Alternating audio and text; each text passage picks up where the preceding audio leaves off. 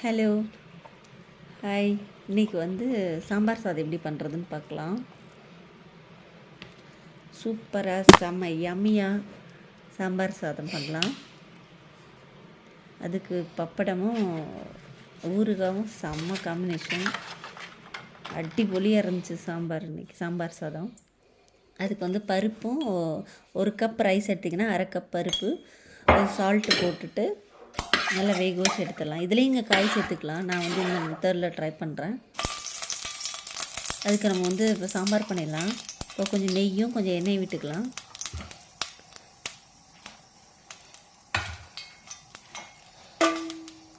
வரமிளகாய் போடுறேன். கடுகு இதெல்லாம் வெங்காயம் போட்டுக்கலாம். தாளிக்கிறது நம்ம லாஸ்ட்டில் கொஞ்சம் தாளிச்சிக்கலாம். கடுகு இதெல்லாம் போட்டு தாளிச்சிக்கலாம். வெங்காயம் போடலாம். வெங்காயம் தக்காளி நல்லா மசிஞ்சிச்சு. இதுக்கு என்னென்ன காய்கறின்னு நீங்கள் எடுத்துக்கலாம். நான் கேரட்டு, பீன்ஸு, கத்திரிக்காய், உருளைக்கிழங்கு. கத்திரிக்காய் தான் இருக்குது. கத்திரிக்காயும் நீங்கள் மாங்காய் இருந்தால் கூட மாங்காய் போட்டுக்கலாம். கத்திரிக்காய் சூப்பராக இருக்கும். அப்போ முருங்கைக்காய் போட வேண்டாம். முருங்கைக்காய் சக்கச்சக்கையாக வரும்போது நல்லா இருக்காது. அது நல்லா வெந்துருமா, அதை சாப்பிட்றது முடியாது, நல்லா இருக்காது. ஃபஸ்ட்டு கத்திரிக்காய், பட்டாணி வேக வச்சு வச்சுருக்கேன். அந்த பட்டாணி போட்டுக்கலாம்.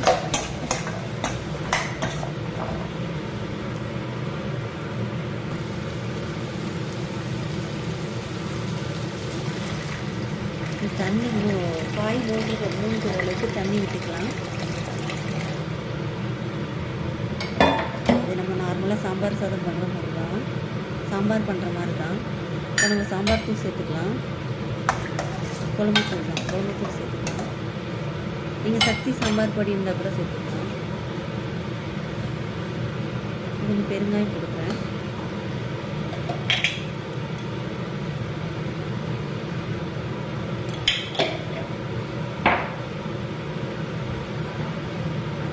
மாங்காய் போட்டால் சாமி புளிப்பாக சூப்பராக இருக்கும்.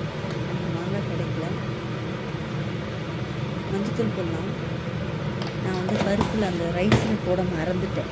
அதனால் இதில் போட்டுக்கிறேன். நீங்கள் ரைஸில் வேணால் கூட மிக்ஸ் பண்ணிக்கலாம். இப்போ காயெல்லாம் கொஞ்சம் வெந்துருச்சு. பச்சை மிளகாய் போட்டுக்கலாம்.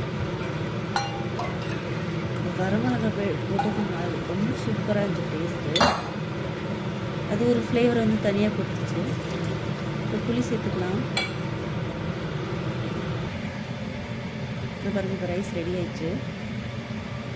பருப்பு நல்லா மசிச்சுக்கலாம் லைட்டாக.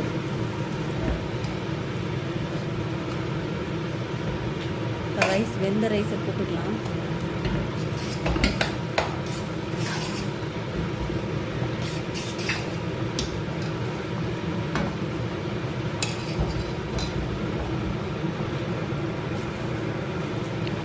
வெந்த ரைஸ் போட்டு நல்லா மிக்ஸ் பண்ணிடலாம்.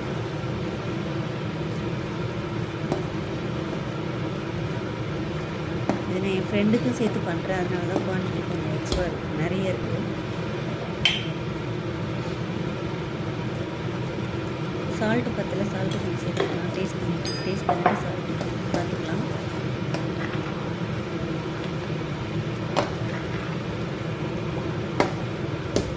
இது இப்படி தான் தண்ணியாக தான் இருக்கும். அதுக்கப்புறம் கொஞ்சம் டைம் எடுத்துகிட்டு கொஞ்சம் கெட்டியாயிரும்ல. இப்போ தாளிப்பு சேர்த்துக்கலாம்.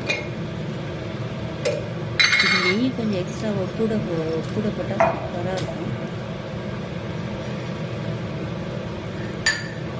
இப்போ ஒன்றா சேர்த்து காய்கறி அப்புறம் ரைஸு ஒன்றா சேர்த்து தாளிக்கணும். அதுவும் தாளிக்கலாம்.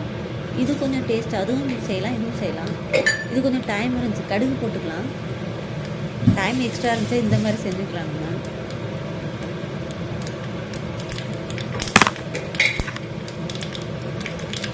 இதில் முந்திரி பருப்பு கூட நீங்கள் ஆட் பண்ணிக்கலாம். கொஞ்சம் ஜீரகம் கொஞ்சம் நிறையவே போட்டுக்கலாம். முந்திரி பருப்பு போடுறது சூப்பராக இருக்கும். கருவேப்பிலை போடுறேன்.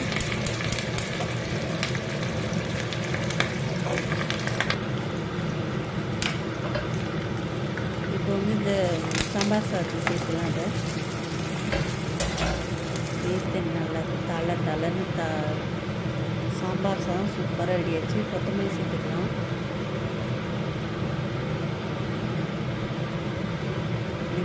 கொத்தமல்லி இருந்து அந்த ஃப்ளேவர் எனக்கு பிடிக்காது. ஆனால் சாம்பார் சாதத்துக்கு போட்டால் கொஞ்சம் நல்லா இருக்குமே போடுவேன்.